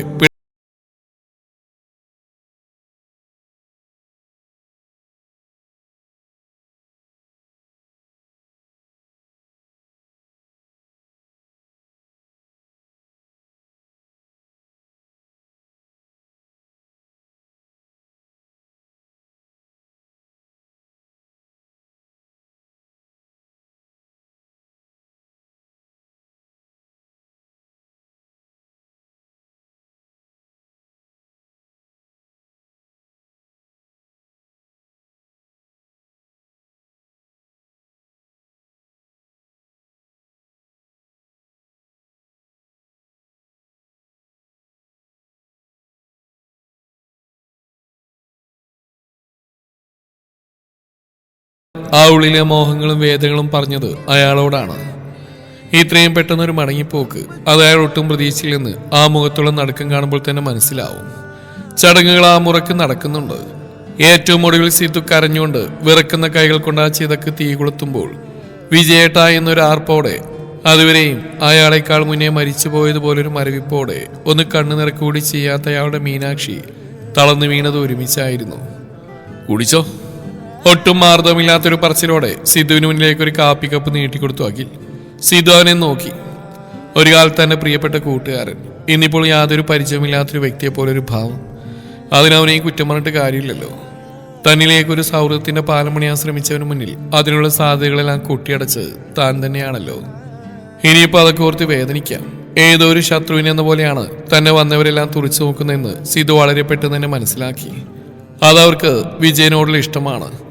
അവനെ ചൊല്ലി ആ ഹൃദയം നോവിച്ച് നിലച്ചതിന്റെ പരിഭവമാണ്. അതെല്ലാം സിദ്ധുവിന്റെ നെഞ്ചിൽ വലിയ പോറലുകൾ വീഴ്ത്തി കഴിഞ്ഞു. ആരും കൂടെയില്ലാതെ കൂട്ടിനില്ലാതെ അവൻ ആൾക്കൂട്ടത്തിൽ തനിയെ നിന്നു. അന്ന് നടക്കേണ്ടിയിരുന്ന അവന്റെ കല്യാണം, അതിനെക്കുറിച്ചൊരു നേരിയ ഓർമ്മ പോലും അവന്റെ ചിന്തയിലൊരിടത്തും അപ്പോൾ ബാക്കിയുണ്ടായിരുന്നില്ല. തലേന്നുള്ള ആഘോഷമെല്ലാം കഴിഞ്ഞ് കിടക്കാൻ തന്നെ ഒരുപാട് ലേറ്റായിരുന്നു. അച്ഛനും അമ്മയും വരുന്നില്ലെന്ന് പറഞ്ഞ് എന്റെ ചെറിയൊരു സങ്കടം ഒഴിച്ചാൽ ബാക്കിയെല്ലാം കൊണ്ടും അവൻ അതീവ സന്തോഷവാനാണ്. ഈ രാത്രി കൂടി പുലർന്നാൽ തനിക്ക് സേറെ സ്വന്തമാകുന്നൊരു ആഹ്ലാദത്തോടെ ഉറക്കത്തിലേക്ക് വീണുപോയി. പക്ഷേ പുലരും മുന്നേ വന്നു ചേർന്നൊരു ഫോൺ കോൾ. നാട്ടിൽ നിന്നായിരുന്നു വിളിച്ചതോ അഖിൽ. വിജയനച്ഛൻ മരിച്ചുപോയി. നാളെ വൈകുന്നേരത്തോടെ കർമ്മങ്ങൾ തുടങ്ങും. നിനക്ക് അദ്ദേഹത്തെ കാണാൻ ആഗ്രഹമുണ്ടെങ്കിൽ അതിനുമുമ്പ് വരണം. കൂടുതൽ ചോദ്യമോ പറച്ചിലോ ഒന്നുമില്ലാതെ സ്വന്തം അച്ഛൻ്റെ മരണം അറിഞ്ഞു കഴിഞ്ഞു. ഹൃദയത്തിൽ കൊളുത്തി പിടിച്ചൊരു നോവ് അപ്പോൾ മുതലുണ്ട്. ശിക്ഷയാണോ ഇനി? തന്റെ ജീവിതത്തിൽ ഇതുപോലെ മാറ്റി നിർത്തപ്പെടേണ്ടി വന്നപ്പോൾ അവരെത്ര വേദനിച്ചിരുന്നു എന്ന് അറിയിച്ചെന്നാണോ ദൈവം? ആദ്യം തന്നെ മനസ്സിൽ വന്ന അതായിരുന്നു. ഒരു നിമിഷത്തെ പകപ്പിന് ശേഷം ചാടി എഴുന്നേറ്റു. നാട്ടിലേക്ക് പോകുന്നു, അച്ഛൻ മരിച്ചുപോയി എന്ന് മാത്രം സേറയ്ക്ക് മെസ്സേജ് ചെയ്തിട്ടുകൊണ്ട് ഒരുക്കങ്ങൾ തുടങ്ങി. ഫ്ലൈറ്റ് ടിക്കറ്റ് ഇട്ടാന്ന് വലിയ പണിയുണ്ടായിരുന്നില്ല. അപ്പോൾ തന്നെ ഫ്ലാറ്റും പൂട്ടി ഇറങ്ങി. യാത്രയിലൂടെ നീളം മരണമില്ലാതെ അച്ഛൻ കൂടെ ഉണ്ടായിരുന്നു. കുഞ്ഞിനെ മുതലുള്ള ആ സ്നേഹം വീണ്ടും വീണ്ടും കാണിച്ചിട്ട് ഹൃദയം അങ്ങനെ കുത്തി നോവിച്ചുകൊണ്ടേയിരുന്നു. രാവിലെ തന്നെ വീട്ടിലെത്തി. വെളുത്ത തുണി കൊണ്ട് മൂടപ്പെട്ട് കിടക്കുന്ന അച്ഛൻ്റെ കാൽ കീഴിലേക്ക് വന്ന് വീഴുമ്പോൾ നോക്കുന്ന കണ്ണുകളിലെല്ലാം ദേഷ്യം. സങ്കടം സഹിക്കാൻ കഴിയാതെ അലറിക്കറിഞ്ഞപ്പോൾ പോലും അലിവിന്റെ ഒരു നോട്ടം പോലും ആരും പകർന്നൊന്നുമില്ല. മരവിച്ച പോലെ ഇരിക്കുന്ന അമ്മയുടെ അരിയിലേക്ക് പോവാൻ അറച്ചു. ഇനി അതിനൊന്നിന് യോഗ്യതയില്ലെന്ന് സ്വയം മനസ്സിലായ പോലെ ഏറ്റവും സ്വന്തമായെന്ന് പറയാൻ കഴിയുന്ന ആളാണ് നീണ്ടു നിവർന്ന് കിടക്കുന്നത്. കരഞ്ഞും തളർന്ന് അവിടെ തന്നെ ഇരുന്നിട്ട് കൂടി ആരും ഒരക്ഷരം മിണ്ടിയില്ല. പിന്നെ എഴുന്നേറ്റ് മുറിയിലേക്ക് നടന്നു. ഇരുട്ടി തുടങ്ങും വരെയും തന്റെ ആ പഴയ മുറിയിൽ തന്നെ ഇരുന്നു. എല്ലാം ഇട്ടെറിഞ്ഞുകൊണ്ട് താൻ പോയ അത്രയും വർഷം കഴിഞ്ഞിട്ട് പോലും താൻ എന്ന് വന്നാലും സ്വീകരിക്കാൻ പാകത്തിന് ആ മുറി സൂക്ഷിച്ചു വെച്ചിട്ടുണ്ട്. പഴയൊരു ഫോട്ടോ അവിടെ ഇപ്പോഴും ഉണ്ട്, അച്ഛനും അമ്മയും സിദ്ധുവും ചേർന്നിട്ടുള്ളത്. എന്തൊരു ഭംഗിയുള്ള ചിരിയുണ്ട് ആ മുഖങ്ങൾക്ക്. താൻ പോയതിൽ പിന്നെ അവരത്ര നന്നായി ചിരിച്ചു കാണില്ല. എന്തേ അതൊന്നും ഇത്രയും നാൾ താൻ ഓർത്തില്ല. തെക്കേ തൊടിയിൽ ഇനിയും അണഞ്ഞു പോയിട്ടില്ലാത്ത ആ തീക്കോനിലേക്ക് നോക്കി നിൽക്കേ അതുപോലെ തന്നെ അവനുള്ളവും ചൊലിക്കുന്നുണ്ട് കുറ്റബോധം കൊണ്ട്. നേരമേറിയായിട്ടും ആരും അവൻ അന്വേഷിച്ചു വന്നില്ല. വിശപ്പും ദാവുമെന്ന് അറിയുന്നില്ലേലും അവൻ അമ്മയെ കാണാൻ തോന്നി. അമ്മയോട് എന്തെങ്കിലും മിണ്ടിയില്ലെങ്കിൽ താനിപ്പോൾ മരിച്ചു പോകുമെന്നൊരു തോന്നലോടെ അവൻ ആ മുറിയിലേക്ക് നടക്കുമ്പോൾ വിറക്കുന്നുണ്ട്. ചെന്ന് കാണുമ്പോൾ തെക്കേ തൊടിയിലേക്ക് തന്നെയാണ് അമ്മയുടെ നോട്ടം. ഇടയ്ക്കിടെ ഉയർന്നു താഴുന്ന ആ നെഞ്ചിൽ ജീവനുണ്ടോ എന്ന് പോലും സംശയം തോന്നുന്ന അത്രയും നിശ്ചലതയുണ്ട് അവർക്ക്. അമ്മ പാതി കരച്ചിലോട് ആ മടിയിലേക്ക് വീണുകൊണ്ട് ആ കാലിൽ മുറുകെ പിടിച്ചുകൊണ്ട് വാവിട്ട് കരയുമ്പോൾ അവൻ ആ പഴയ മനസ്സായിരുന്നു. നോട്ടം കൊണ്ട് പോലും മീനാക്ഷി അവനെ പരിഗണിച്ചില്ല. ഒരു വിരൽ നീട്ടിക്കൊണ്ടുപോലും അവനെ തഴുകി ആശ്വാസം പകർന്നില്ല. നീ എപ്പോഴാ തിരിച്ചു പോകുന്നേ? ഏറെ നേരത്തിന് ശേഷം കടുപ്പത്തിൽ അവരിൽ നിന്ന് ഉതിർന്നു വീണ ആ വാക്കുകൾ സിദ്ധു അവരെ തുറിച്ചു നോക്കി. മീനാക്ഷിയുടെ നോട്ടം അപ്പോഴും എരിഞ്ഞു തീരാത്ത ആ ചിതയിലേക്ക് തന്നെയാണ്. അതിന്റെ പ്രതിഫലനം അവൻ ആ കണ്ണിലും കാണുന്നുണ്ട്. ഇവിടെ നിൽക്കേണ്ട നീ തിരിച്ചു പോയിക്കോ. ഏറ്റവും വെറുപ്പുള്ള ഒരാളോട് പറയുന്ന പോലെ ദേഷ്യമുണ്ട് ആ മുഖത്ത്. അമ്മ എനിക്ക് തെറ്റുപറ്റിപ്പോയി അമ്മ, എന്നോട് ക്ഷമിക്കണം. വലവിധേനെ അവനത് പറഞ്ഞൊപ്പിക്കുമ്പോൾ ആ കണ്ണിലെ കനൽ തിളങ്ങി. വിട്ടുകൊണ്ടതുപോലെ സിദ്ധു ഒന്ന് പിടഞ്ഞു. നീ കൊളുത്തിയ ചിതയിൽ എരിഞ്ഞു തീർന്ന ആ മനുഷ്യൻ എന്റെ വിജയേട്ടൻ ജീവനോടുണ്ടായിരുന്ന ഏതെങ്കിലും നിമിഷം നീ ഇത് പറഞ്ഞു വന്നിരുന്നെങ്കിൽ നിന്നോട് ഞാൻ ക്ഷമിച്ചേനെ സിദ്ധാർത്ഥ്. ഇനി നിനക്ക് മാപ്പില്ല. മീനാക്ഷി മരിക്കും വരെ നിനക്ക് മാപ്പില്ല. വേച്ചുകൊണ്ട് എഴുന്നേറ്റ് തനിക്ക് നേരെ വിരൽ ചൂണ്ടുന്ന അമ്മയുടെ നേരെ സിദ്ധു പകച്ചു നോക്കി. നിന്നെ ഓർത്തുകൊണ്ട് എന്റെ വിജയേട്ടൻ എന്നും വേദന സഹിച്ചു. ആ വേദന എന്നെ അറിയിക്കാതിരിക്കാൻ ആ മനുഷ്യൻ പെട്ട പാട്, അതിനെക്കുറിച്ചൊന്നും നിനക്കറിയില്ല. ഇനി നീയൊന്നും അറിയേ വേണ്ട. പോയിക്കോ. നീ ഇത്രയും നാൾ എവിടെയായിരുന്നോ അങ്ങോട്ട് തന്നെ പോയിക്കോ. അവിടെയല്ലേ നിന്റെ സന്തോഷം, അവിടെയല്ലേ നിനക്ക് സമാധാനം. പോയിക്കോ. എനിക്കിനി കാണണ്ട നിന്നെ. എന്റെ വിജയേട്ടന് നീ കൊടുക്കാത്ത സ്നേഹവും പരിഗണനയൊന്നും എനിക്ക് നീ ഇനി തരേണ്ടതില്ല. എനിക്കിങ്ങനെ ഒരു മകനെ ആവശ്യമില്ല. അങ്ങേയറ്റ അവശതയിലാണ് മീനാക്ഷി. എന്നിട്ട് പോലും സിദ്ധു ആ വാക്കുകളുടെ മൂർച്ചയിൽ പൊള്ളിപ്പോയി. അവൻ അന്നുവരെയും കാണാത്തൊരു അമ്മയായിട്ടായിരുന്നു അന്ന് മീനാക്ഷി സിദ്ധുവിന്റെ മുമ്പിൽ നിന്നത്. സ്വന്തം ആഗ്രഹങ്ങളെയും സ്വപ്നങ്ങളെയും നിനക്ക് വേണ്ടി മാറ്റിവെച്ച നിന്റെ അച്ഛൻ. ഭാഗ്യം വേണടാ അതുപോലൊരു അച്ഛന്റെ മകനായി ജനിക്കാൻ. പൂവിട്ട് പൂജിക്കണം. അതുപോലൊരു അച്ഛന് കിട്ടിയ നീ, കിട്ടിയ പുണ്യത്തിന്റെ മാത്തറിയാത്ത വിട്ടി. നിനക്കുള്ള ശിക്ഷ ദൈവം തരും, നോക്കിക്കോ. ശാപം പോലെ അവരത് പറയുമ്പോൾ സിധു കരച്ചിലോടെ ചുമരിലേക്ക് ചാരി. അവനുള്ളിലെ മുറിവിൽ നിന്ന് രക്തം കുതിച്ചൊഴുകി. മീനു അമ്മേ, എന്തൊക്കെയാ പറയുന്നത്? പെട്ടെന്ന് ആ മുറിയിലേക്ക് കടന്നു നാക്കിൽ ഉറക്കി ചോദിച്ചു. മീനാക്ഷി ഞെട്ടിക്കൊണ്ട് അവനെ നോക്കി. ഇവനോട് ഇറങ്ങിപ്പോവാൻ പറയാക്കി. എനിക്കിവനെ കാണണ്ട. എന്റെ വിജയേട്ടനെ കൊന്നവനായവൻ. ഇവൻ ഓർത്തോട്ടാ ആ മനുഷ്യൻ ഹൃദയം പൊട്ടി മരിച്ചത്. എനിക്ക് ഇവനെ കാണണ്ട. ഇറങ്ങിപ്പോവാൻ പറഞ്ഞു ഇവനോട് പറയാക്കി. സിധുവിനെ സാക്ഷിയായിക്കൊണ്ട് തന്നെ മീനാക്ഷി അകിയെ കെട്ടിപ്പിടിച്ചുകൊണ്ട് ആ നെഞ്ചിൽ അഭയം പ്രാപിച്ചു. കിട്ടാവുന്നതിൽ വെച്ച് ഏറ്റവും വലിയ ശിക്ഷ തന്നെയാണ് സിധുവിന് ആ കാഴ്ച. തന്റെ അമ്മ, തനിക്ക് ഈ ലോകത്ത് സ്വന്തം എന്ന് പറയാൻ കഴിയുന്ന ഒരേ ഒരാൾ. പക്ഷേ സങ്കടങ്ങളിൽ അമ്മയ്ക്ക് ആശ്രയം മറ്റൊരാൾ. അതുവരെയും തോന്നാത്തൊരു വേദന അവനുള്ളിൽ ഉറവിട്ടത് അന്നേരം മുതലാണ്. നീ മുറിയിലേക്ക് പോ സിധു, മീനോമ്മയ്ക്ക് ഒട്ടും വയ്യ. ഇനി ഇങ്ങനെ കരയാൻ വിടല്ലേ. അപേക്ഷയോ ആജ്ഞയോ പോലെ സ്വരത്തിൽ അകൽ പറഞ്ഞപ്പോൾ ശീതക്കാറ്റിൽപ്പെട്ട പോലെ സിധു ഒന്ന് വിറച്ചു. പ്ലീസ്. അവന്റെ ആ നിൽപ്പ് കണ്ടിട്ടാക്കി വീണ്ടും പറഞ്ഞു. പിന്നെയൊന്നും പറയാനില്ലാത്ത പോലെ സിദ്ധു മുറിയിൽ നിന്ന് ഇറങ്ങിപ്പോവുകയും ചെയ്തു. പുറത്തേക്ക് ഇറങ്ങി അവന് മുന്നിലേക്ക് നോട്ടം കൊണ്ടൊരു കനൽ കട്ട എന്ന പോലെ സുഖ വന്ന് നിന്നു. എപ്പോഴാണ് നിനക്ക് ഫ്ലൈറ്റ്? പരുഷമായ ചോദ്യം. കീറിമുറിഞ്ഞ ഹൃദയം വീണ്ടും ചോര വാർന്നു. പോകുന്നില്ലേ നീ? നിനക്കിപ്പോ ഇവിടെ നിന്നിട്ട് ശ്വാസം മുട്ടിനില്ലേടാ? പറയുന്നതിനൊപ്പം തന്നെ സുഖാവിന്റെ ഷർട്ടിൽ പിടിച്ചുലച്ചു. അവർ രണ്ടുപേരും കരയുന്നുണ്ട്. എങ്ങനെ തോന്നിയടാ മഹാഭാവി, നിനക്ക് ആ പാവത്തിന് ഇങ്ങനെ നോവിക്കാൻ? എന്ത് തെറ്റാടാ അവനൊക്കെ നിന്നോട് ചെയ്ത്? അവന്റെ ആഗ്രഹങ്ങളും മോഹങ്ങളും വിറ്റിട്ട് നിനക്ക് വേണ്ടി ജീവിച്ചോ? പറയടാ നീ. ഉറക്കെ ചോദിച്ചുകൊണ്ട് കരച്ചിലോടെ സുഖ വീണ്ടും സിദ്ധുവിനെ പിടിച്ചുലച്ചു. അച്ഛാ, പിന്നിൽ നിന്ന് അഖിൽ വീണ്ടും വിളിക്കുന്നു. സുഖ കരഞ്ഞുകൊണ്ട് തന്നെ തിരിഞ്ഞു നോക്കി. എന്താ ഈ ചെയ്യുന്നത്? വിടച്ചാ. അഖിൽ അയാളെ വന്നിട്ട് ചേർത്ത് പിടിച്ചു. ഇവനാ മോനെ, ഇവൻ കാരണ എന്റെ വിജയൻ നെഞ്ചോട്ടി മരിച്ചത്. എന്റെ കൈ കിടന്ന അവസാനം അവൻ പറഞ്ഞു വേദനിച്ചെന്നാ. ഇവനെ കുറിച്ച് ഓർത്തുകൊണ്ടാ. അറിയോ നിനക്ക്? അയാൾ അഖിലിനെ കെട്ടിപ്പിടിച്ചു. മരവിച്ച പോലെ സിദ്ധു ആ കാഴ്ചയിലേക്ക് നോക്കി. അച്ഛൻ സങ്കടം പറയുന്നു. മകൻ അവന്റെ നെഞ്ചു നീട്ടി അച്ഛനെയും അച്ഛന്റെ സങ്കടങ്ങളെയും ചേർത്ത് നിർത്തുന്നു. ഇതുപോലൊക്കെ വേദനിക്കുന്ന നേരങ്ങളിൽ തന്റെ അച്ഛനും കൊതിച്ചു കാണില്ലേ? അച്ഛൻ ആഗ്രഹിച്ച ഒരു നേരത്തും തനിക്കൊന്ന് വന്ന് കാണാൻ പോലും സമയമുണ്ടായിട്ടില്ല. അല്ല, അങ്ങനെയല്ല, താൻ അതിന് ശ്രമിച്ചിട്ടില്ല. സിദ്ധുവിന്റെ കണ്ണുകൾ രണ്ടും രണ്ട് കയങ്ങളായി മാറിയിരിക്കുന്നു. കുറ്റബോധം കൊണ്ട് അവൻ നീറി പുകഞ്ഞു. സിദ്ധു അഖിൽ തോളിൽ ചേർത്ത് പിടിക്കുമ്പോൾ അവനെ പകച്ചു നോക്കി. നീ പോയിന്ന് കിടക്ക്, നേരെ ഒരുപാടായി. ആടുവാൻ നിൽപ്പിന്റെ അൽപ്പാലിവോടെ അവൻ കേട്ട ആദ്യത്തെ വാക്കുകൾ അതായിരിക്കും. വാ. പിന്നെയും തന്നെ അങ്ങനെ തന്നെ നോക്കി നിൽക്കുന്നവന്റെ കയ്യിൽ പിടിച്ചുകൊണ്ട് അഖിൽ അവന്റെ മുറിയിലേക്ക് നടന്നു. രാവിലെ സംസാരിക്കാം, നീ കിടന്നു. അഖിൽ അവനെ തോളിലും തട്ടി. അമ്മ. ബാക്കി പറയാൻ കഴിയാതെ സിദ്ധു അവനെ നോക്കി വിതുമ്പി. സാറില്ലടാ, മീനുമ്മയുടെ സങ്കടം കൊണ്ടല്ലേടാ. നീ ഒന്ന് മനസ്സിൽ വെക്കില്ലേ, എല്ലാം ശരിയാവും. നീ ഒന്ന് ഉറങ്ങിയണീക്ക്, ഞാൻ പുറത്തുണ്ട്. അഖിൽ നേരത്തൊരു ചിരിയോടെ പറയുമ്പോൾ അവന്റെ കണ്ണിൽ ആ പഴയ സൗഹൃദത്തിന്റെ ഇനിയും നഷ്ടപ്പെട്ടു പോയിട്ടില്ലാത്ത കനൽ തരികളെ സിദ്ധു കണ്ടുപിടിച്ചു. ഒറ്റപ്പെട്ട ആ നിമിഷം അവൻ ആ കാഴ്ച വല്ലാത്തൊരു ധൈര്യം കൊടുക്കുകയും ചെയ്തു. അങ്ങനെ ഒരു സമാധാനത്തിൽ തന്നെയാണ് കണ്ണുകൾ അടച്ചുറങ്ങാൻ ശ്രമിച്ചതും. പക്ഷേ ഒട്ടും എളുപ്പമായിരുന്നില്ലത്. കൺമുമ്പിൽ അച്ഛൻ വരുന്നു. കുറ്റപ്പെടുത്തിയൊന്നും പറയുന്നില്ല. പകരം എപ്പോഴത്തെയും പോലെ ശാന്തമായൊരു ചിരി കൊണ്ട് അവനെ തോൽപ്പിക്കാൻ ശ്രമിച്ചു.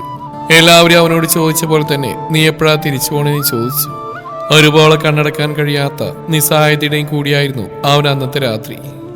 തിരിഞ്ഞും മറിഞ്ഞും കിടന്നും മുറിയിൽ കൂടി തെക്ക് വടക്ക് നടന്നും പിന്നെ ഇടക്കാണഞ്ഞു പോവാത്ത കനൽ കൂനിലേക്ക് നോക്കിയും അവനാ നേരം വെളുപ്പിച്ചു. പുലരി വിരിഞ്ഞതേ അവനാ തീരുമാനം പറയാൻ മീനാക്ഷി കിടക്കുന്ന മുറിയിലേക്ക് ചെന്ന് നിൽക്കുമ്പോൾ അപ്പോഴും ആ വിറയിൽ അവനെ വിട്ടു പോയിട്ടില്ല. എങ്കിലും സിദ്ധു ശാന്തമായി ഉറങ്ങുന്ന അമ്മയെ നോക്കിയൊരു നിമിഷം നിന്നു. ഇറങ്ങിപ്പോവാൻ പറയാക്കി, എനിക്ക് ഇവനെ കാണണ്ട. എന്റെ വിജയേട്ടനെ കൊന്നവനായിവൻ. തലേന്ന് രാത്രിയിൽ അവരാ പറഞ്ഞു തീർത്ത വാക്കുകൾ അത് അപ്പോഴും അവന്റെ കണ്ണു നിറച്ചു. അറിയാം, അഖിൽ പറഞ്ഞ പോലെ അത് അമ്മയുടെ സങ്കടമാണ്. അമ്മയുടെ കൂടി ജീവനാണ് ഇന്നലെ ആ ചിതയിൽ എരിഞ്ഞു തീർന്നു. അമ്മയുടെ ലോകം തന്നെ അച്ഛനായിരുന്നു. അച്ഛൻ എന്തു പറഞ്ഞാലും അത് അമ്മയ്ക്ക് സ്വീകാര്യമാണ്. അത്രയും സ്നേഹത്തോടെയാണ് അച്ഛൻ അമ്മയെ കൊണ്ടുനടന്നിരുന്നു. നിറഞ്ഞു തോന്നുന്ന കണ്ണുകൾ തുടച്ചുകൊണ്ട് സിദ്ധു ഒരിക്കൽ കൂടി കൈ നീട്ടി ആ കാലിൽ പിടിച്ചു. മൗനമായി മാപ്പ് പറഞ്ഞു. തണുത്തുറഞ്ഞ ആ കാലുകളിലേക്ക് അവന്റെ കയ്യിലെ ചൂട് അരിച്ചു കയറി. അമ്മേ. അവർക്കരിയിലേക്ക് കുനിഞ്ഞുകൊണ്ടവൻ പതിയെ വിളിച്ചു. അമ്മേ, എണീക്കമ്മേ. അമ്മ പറഞ്ഞ പോലെ ഈ കൺമുമ്പിൽ നിൽക്കാൻ കൂടി അർഹതയില്ല എനിക്ക്. പോവാ ഞാൻ. ഇനിയും അമ്മയെ വേദനിപ്പിക്കാൻ ഞാനിവിടെ നിൽക്കുന്നില്ല അമ്മേ. പതിയെ പറഞ്ഞുകൊണ്ടവൻ ആരിയിലേക്ക് മുട്ടൂത്തിയിരുന്നു. അമ്മയ്ക്ക് എന്നെ കാണാൻ തോന്നുന്ന ആ നിമിഷം എന്നെ ഒന്ന് വിളിച്ചേക്കണേ. ഞാൻ ഓടി വന്നോളാം. സത്യമായിട്ട് ഞാൻ വന്നോളൂ. സിദ്ധു വീണ്ടും വീണ്ടും കുലുക്കി വിളിച്ചിട്ടും മീനാക്ഷി ഉണർന്നില്ല. കണ്ണു തുറന്നുകൊണ്ട് അവനെ നോക്കിയില്ല. എന്റെ വിജയേട്ടനെ നീ കൊന്നുകളഞ്ഞെന്ന് പറഞ്ഞുകൊണ്ട് അലമുറയിട്ട് കരഞ്ഞില്ല. എനിക്ക് നിന്നെ കാണണ്ട എന്ന് പറഞ്ഞുകൊണ്ട് ദേഷ്യപ്പെട്ടതുമില്ല. എന്ന് നീക്കുമായിട്ടുള്ള ഒരു ഉറക്കത്തിലേക്ക് അവർ വീണുപോയിരുന്നു. തിരിച്ചറിയുവന്ന ആ യാഥാർത്ഥ്യം കണ്ണുകൾ തുറിച്ചപടി സിദ്ധു അങ്ങനെ തന്നെ ഇരുന്നു. ശ്വാസമെടുക്കാൻ കൂടി അവനപ്പോൾ വയ്യായിരുന്നു. പുലരിക്കുളിരിലും അവൻ ആ നിമിഷം വിയർത്ത് നനഞ്ഞു. അമ്മ കൂടി തന്നെ തോൽപ്പിച്ചിരിക്കുന്നു. നല്ലൊരു വാക്ക് പോലും പറയാൻ നിൽക്കാതെ അച്ഛനൊപ്പം തന്നെ അമ്മയെ ഇറങ്ങിപ്പോയി കളഞ്ഞിരിക്കുന്നു. സിദ്ധു ഒന്ന് പുളഞ്ഞു. അപ്പോഴും വിശ്വാസം വരാത്ത പോലെ അവൻ മീനാക്ഷി ഒന്നുകൂടി വിളിച്ചു നോക്കി. ഇല്ല, തന്റെ വിളി കേൾക്കാൻ അച്ഛനെ പോലെ അമ്മയിനിയില്ല. വേയിച്ചുകൊണ്ട് അവൻ മുറിക്ക് പുറത്തേക്ക് ഇറങ്ങി. പക്ഷേ കാലുകൾ കുഴഞ്ഞുകൊണ്ട് ആ മുറിക്ക് പുറത്തെ തറയിലേക്ക് കുഴഞ്ഞു വീണു. അയ്യോ! പിന്നിൽ നിന്നൊരു നിലവിളി. അവന് മുന്നിലേക്ക് ഒരു പെൺകുട്ടി വന്ന് നിന്നു. കണ്ണു നിറച്ചുകൊണ്ട് അവൻ അവളെ നോക്കി. ഇനിയിപ്പോ എന്തിനാ നിങ്ങൾ കരയുന്നേ? അതുവരെയും അവനവളെ കണ്ടിട്ടില്ല. പക്ഷെ കണ്ടതേ അവളുടെ ചോദ്യം അതായിരുന്നു. അവനോടുള്ള ദേഷ്യം തന്നെയാണ് അവളുടെ മുഖത്തും. അതെ, ഇനിയെന്തിന് താൻ കരയണം? ചെയ്യാവുന്ന തെറ്റൊക്കെ ചെയ്തു കഴിഞ്ഞു, ഇനിയെന്തിന് കരയണം? ഭ്രാന്ത് പിടിച്ച പോലെ സിദ്ധു മുടികൾ പിച്ചി പറിച്ചു. മീനുമ്മ നിങ്ങളെ കാണണ്ടെന്ന് പറഞ്ഞല്ലേ, പിന്നെ എന്താ നിങ്ങൾ പോകാഞ്ഞേ? ആ പാവത്തിന് ഇനി വേദനിപ്പിച്ച് മതിയായില്ലേ നിങ്ങൾക്ക്? നിങ്ങൾ ഒറ്റയാൾ കാരണ എന്റെ വിജയച്ചൻ. ചെടിയോടെ പറഞ്ഞിട്ടൊടുവിൽ അവളൊന്ന് വിതുമ്പി. ആ കണ്ണുകൾ നിറഞ്ഞു തുളുമ്പി. പക്ഷെ അവളത് വാശിയോടെ തുളച്ചു കളയുന്നു. പഠിച്ചു വലിയ കൊമ്പത്ത് ജോലിയായപ്പോ ഇവിടെയുള്ള പാവങ്ങൾ നിങ്ങളുടെ പത്രാസിന് പോലെ തോന്നിക്കാണും അല്ലേ? ചാട്ടുളി പോലെ അവളുടെ ചോദ്യങ്ങൾ. ഒരക്ഷരം മിണ്ടാൻ കൂടി കഴിയാതെ സിദ്ധു അങ്ങനെ തന്നെ ആ വെറുനിലത്ത് തളർന്നിരുന്നു. എന്നാലേ നിങ്ങൾ ഇത്രയൊക്കെ ആക്കി തീർത്ത ആ പാവ മനുഷ്യനെ എന്തുമാത്രം സഹിച്ചു എന്നറിയോ നിങ്ങൾക്ക്? നിങ്ങളൊന്ന് കാണാൻ എന്തൊരു കൊതിയായിരുന്നു എന്നറിയോ വിജയച്ചന്? എത്ര വട്ടം നിങ്ങളുടെ കാല് പിടിക്കാൻ പോലും വിളിച്ചൊന്ന് വന്നിട്ട് പോവാൻ വന്നു നിങ്ങൾ? വരില്ല, നിങ്ങൾക്ക് വലുത് നിങ്ങളുടെ ജോലിയല്ലേ, അതിന് കൂരിയിട്ടുന്ന ലക്ഷ്യങ്ങളല്ലേ. അതിനിടയിൽ എന്ത് സ്നേഹം! എന്നിട്ടിപ്പോ വന്നിരിക്കുക കൊള്ളി വെക്കാൻ. അവൾ തന്റെ മുഖത്തേക്ക് കാർക്കിച്ച് തുപ്പുമോ എന്ന് പോലും സിദ്ധുവിന് തോന്നി. അത്രയും വെറുപ്പുണ്ട് ആ മുഖത്ത്. ഇത്രയും കാലം കാണിക്കാത്ത സ്നേഹമൊന്നും ഇനി നിങ്ങൾക്ക് ഇവരോട് വേണ്ട. ജീവൻ പോണവരെയും ഒരു മകളായിട്ട് തന്നെ ഞാൻ എന്റെ മീനമ്മയുടെ കൂടെ ഉണ്ടാവും. എങ്ങോട്ടെന്ന് വെച്ചാൽ ഇറങ്ങിപ്പോയിക്കോ നിങ്ങൾക്കിവിടെ പിടിക്കില്ലല്ലോ. നിങ്ങളുടെ ഭാഷയിൽ ഈ നാളത്ര പോരല്ലോ. അതുകൊണ്ട് വന്നിടത്തേക്ക് തന്നെ തിരിച്ചു പോയിക്കോ. ഇവിടെ ആർക്കും നിങ്ങളെ കാണേണ്ട. ഇനി ഭദ്രകാളിയെ പോലെ അവിടെ നോട്ടം. എന്റെ അമ്മ. അവൾ അത്രയൊക്കെ പറഞ്ഞിട്ടും സിധു മീനാക്ഷി എടുക്കുന്ന മുറിയിലേക്ക് വിരൽ ചൂണ്ടി കണ്ണു നിറച്ചുകൊണ്ട് പറയുമ്പോൾ അവന് മുന്നിൽ നിൽക്കുന്നവൾ അവനെ ഒന്ന് മുഖം ചൊളിച്ച് നോക്കി. പിന്നെ ഒരു കുതിപ്പിന് അവനെ കടന്നുകൊണ്ടവൻ ആ മുറിയിലേക്ക് ഓടിക്കയറി. ചങ്കു പൊട്ടുന്ന നോവോടെ സിധു ചുമരിൽ ചാരി. മീനാമ്മേ കണ്ണുറന്നേ, നിന്നെ വെറുതെ പറ്റിക്കല്ലേ, എനിക്ക് പേടിയാവുന്നുണ്ട് കേട്ടോ. താരമോളിപ്പ കരയേ, അമ്മ എണീക്കമ്മേ. മീനാക്ഷിയെ കുലുക്കി വിളിച്ചുകൊണ്ട് അവൾ പറയുന്നെല്ലാം കരഞ്ഞുകൊണ്ടിരിക്കുന്ന സിധുവിന്റെ കാതിലും വന്ന് പതിയുന്നുണ്ട്. അമ്മേ! താരയുടെ അലറിക്കരച്ചിൽ. നിമിഷങ്ങൾക്കുള്ളിൽ ആദ്യം അഖിലും അവന് പിറകെ സുഖു. അങ്ങനെ തലയത്തെ പോലെ തന്നെ ആ വീട്ടിലെ ആള് നിറഞ്ഞു.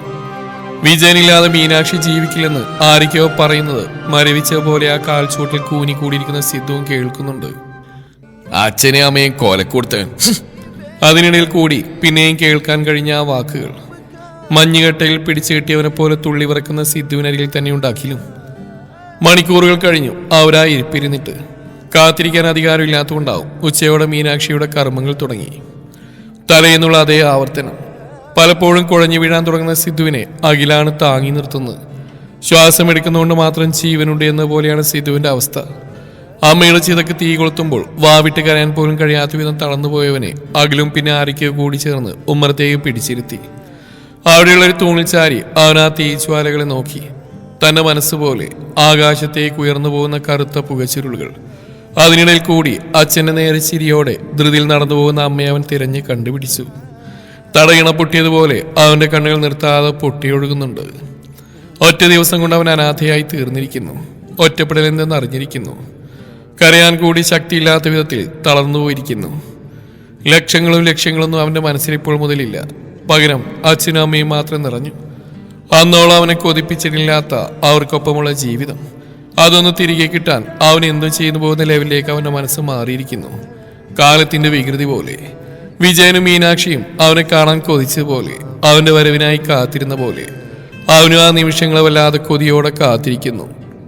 കണ്ടു നിൽക്കുന്നവരെ കൂടി വേദനിപ്പിക്കാൻ പാകത്തിന് അവന്റെ ആ തകർന്നുകൊണ്ടുള്ള ഇരിപ്പ്.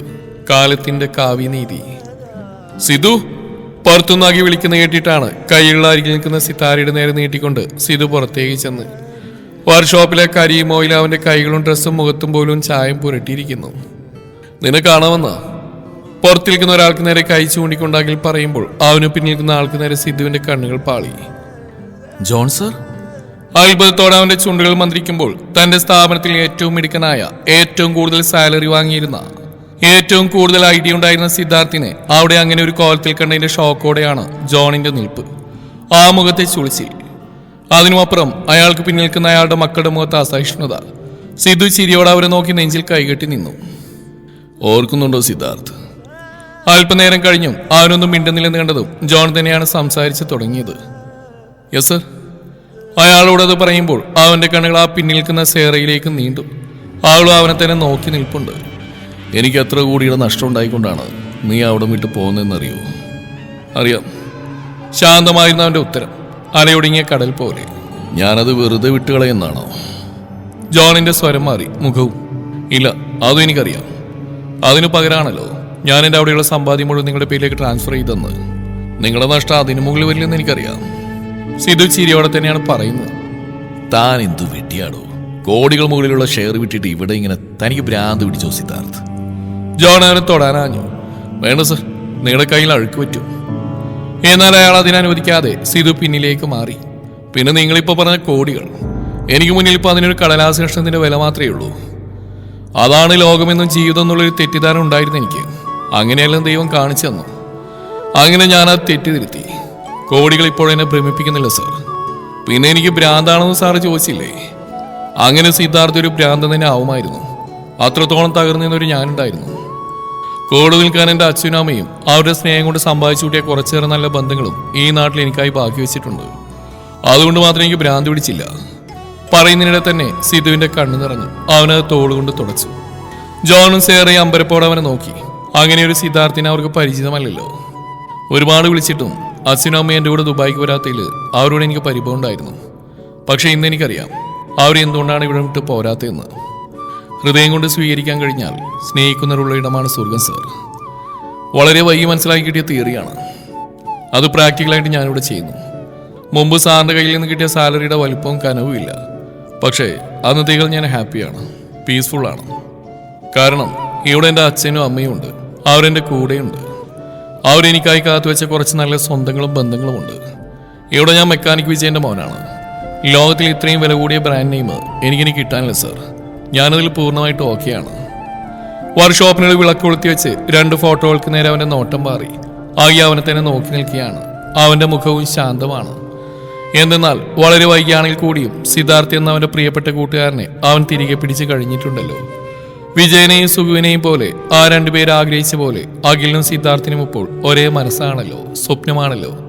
റിയലി സോറി സാർ, നിന്നോട് എനിക്ക് ഇഷ്ടമുണ്ടായിരുന്നു. ഒരിക്കൽ ഒരുമിച്ച് ജീവിക്കാൻ ആഗ്രഹിക്കുന്നുണ്ടായിരുന്നു. പക്ഷെ അതൊരു നല്ല തീരുമാനമല്ലായിരുന്നു എന്ന് എനിക്ക് തോന്നുന്നുണ്ട്. കാരണം എൻ്റെ ലൈഫിലെ ഏറ്റവും മോശമായ ഒരു സിറ്റുവേഷനിൽ കൂടിയാണ് ഞാൻ കടന്നുപോയത്. എൻ്റെ അച്ഛൻ മരിച്ചുപോയെന്ന് നിന്നോട് പറഞ്ഞിട്ടാണ് ഞാൻ തിരികെ പോകുന്നത്. പക്ഷെ എന്നിട്ടും വിളിക്കാനും വന്ന് കാണാനും വളരെ എളുപ്പമായിരുന്നിട്ടും ഈ 6 മാസങ്ങൾക്കിടയിൽ നീ ഒരിക്കൽ പോലും വന്നില്ല, വിളിച്ചില്ല. ആദ്യമൊക്കെ ഞാനത് ആഗ്രഹിക്കുന്നുണ്ടായിരുന്നു. പിന്നെ എനിക്കും തോന്നി തുടങ്ങി ഇനി അത് വർക്കാവില്ലെന്ന്. അതിനർത്ഥം നമ്മൾ സ്നേഹിച്ചിട്ടില്ലെന്ന് തന്നെയാണ്. സ്നേഹിക്കുന്നവർ വേദനിക്കുമ്പോൾ നമുക്കിത്ര ലാഘവത്തോടെ മാറി നിൽക്കാൻ കഴിയില്ല. അതും അനുഭവങ്ങൾ കൊണ്ട് ഞാൻ പഠിച്ചതാ. പറയുന്നതിനൊപ്പം തന്നെ സിധുവിന്റെ നോട്ടം സിതാരയുടെ നേരെ ഒന്ന് പാളി. നിറഞ്ഞ ആ കണ്ണുകൾ അവൻ വ്യക്തമായി കാണുകയും ചെയ്തു. അവന്റെ മുഖത്തപ്പോൾ ഒരു ചിരിയുണ്ടായിരുന്നു, തിരിച്ചറിവിന്റെ മനോഹരമായ ചിരി. നല്ലൊരാള്, തനിക്ക് ആക്സെപ്റ്റ് ചെയ്യാൻ പറ്റുന്ന ഒരാളെ തന്നെ ലൈഫ് പാർട്ണറായിട്ട് കിട്ടട്ടെ. All the best. ആള് നോക്കിയെന്ന് കണ്ണി ചിമ്മി കാണിച്ചുകൊണ്ട് സിധു വീണ്ടും ജോണിന്റെ മുമ്പിൽ ചെന്ന് നിന്നു.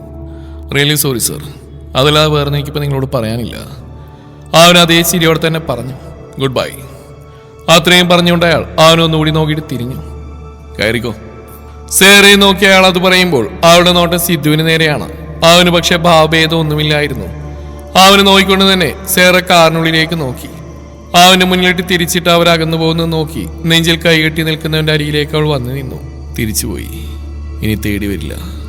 ശാന്തമായ സ്വരത്തിൽ അവനത് പറയുമ്പോൾ തുറന്നു പറയാത്ത, പറഞ്ഞില്ലെങ്കിൽ കൂടി അതിന്റെ അവകാശി അതറിഞ്ഞ പ്രണയത്തിന്റെ 2 നക്ഷത്രങ്ങൾ അവളുടെ കണ്ണുകളിൽ തിളങ്ങി. ആഗ്രഹിക്കുന്ന പോലെ തന്നെ മകന്റെ ജീവിതത്തിന്റെ ഗതി മാറിയതിൽ മനം നിറഞ്ഞ 2 ആത്മാക്കൾ അപ്പോൾ മാനത്തും തിളങ്ങുന്നുണ്ട്.